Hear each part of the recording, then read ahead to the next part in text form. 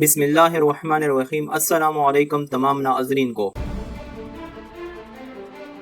Pakistani hackers کا کارنامہ، مقبوضہ کشمیر میں لینڈ کرنے والے طیاروں کے بھارتی پائلٹس دن پاکستان سننے پر مجبور۔ تفصیلات میں جانے سے پہلے اس ویڈیو کو لائک کریں اور ہر خبر سے باخبر رہنے کے لیے پاک رائز نیوز کے چینل کو ضرور سبسکرائب کریں اور ساتھ ہی بیل کا آئیکن بھی دبائیں۔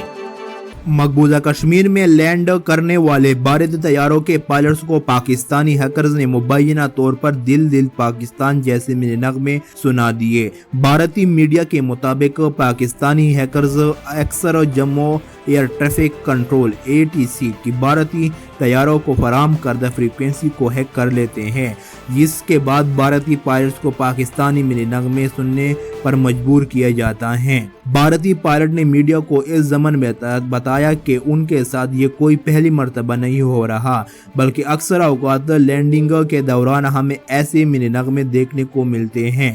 انہوں نے کہا کہ ایسی صورتحال کے پیش نظر اودھمپور کے کنٹرول ٹاور سے رابطہ کرتے ہیں، جو بعد ازاں ہمیں متبادل فریکوینسی فراہم کر دیتا ہے۔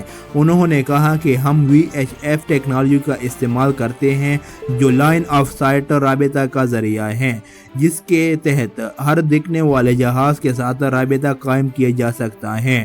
انہوں نے کہا کہ ہیکرز اس ٹیکنالوجی کی کمزوری کا فائدہ اٹھا کر ہمارا رابطہ ہیک کر لیتے ہیں۔